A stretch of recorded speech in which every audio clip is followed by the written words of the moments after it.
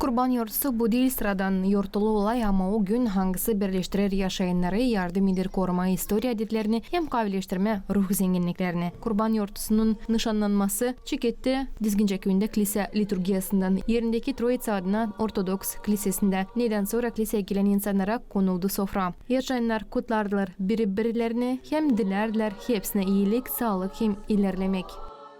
Sağlık, yağmurcuk zaten her gün biraz erçik veriyor. İnsana sağlık, bereket, kısmet, ömür olsun. Hem de sevinmek, yaşamak. Bir an kutlayarım hepsi yaşayanları böyle yortuyla. Hem de dua ederim hani olsun usulluk, sağlık. Hem de sevin birbirinizi de hepsi dönecek isliye. Sağlık olsun, bereket, yağmurcuk, urojay olsun size. Hem hepsine sağlık. Bizim bütün köyü, bütün Gagavuz'u hani yetiştik bugünkü güne. Bizim dağdılarımız açın koymuşlar bu kilisenin temelini. Onlar bulmuşlar yem doğru, yem kahve gün Troitsa. Biz de уже yetiştik ondan внучкаlar, племянникler. Сохранять ederiz bu tradisiyi. Savaşın hani uşaklarımız da atılmasınlar. Bu ilişkilerden geçsinler, bu duvarlarda olsunlar. Yer sıra bir yerde. Zat ederim hepsine здоровья, mir olsun.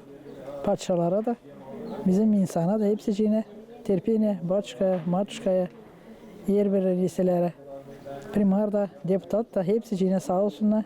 Hani kullanırlar bizim köyü, yardım ediyorlar bize. Hepsi sağ olsunlar bugünkü günde.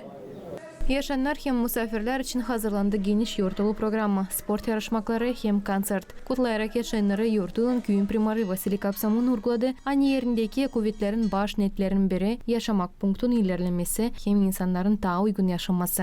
Bütün köyümüze isterim dua etmeden köyün olsa ilerlemesi olsun çalışkan insan den bizde köyde olsun çok projektler den olsun infrastruktura den köy insanında olsun istemek ile burada kalma çalışmayın dua etme bizim köy için. Kutlamaklarla yaşayanlara danıştı Gagauzya Halk Topluluğu'nun deputatı Nikolay Raya.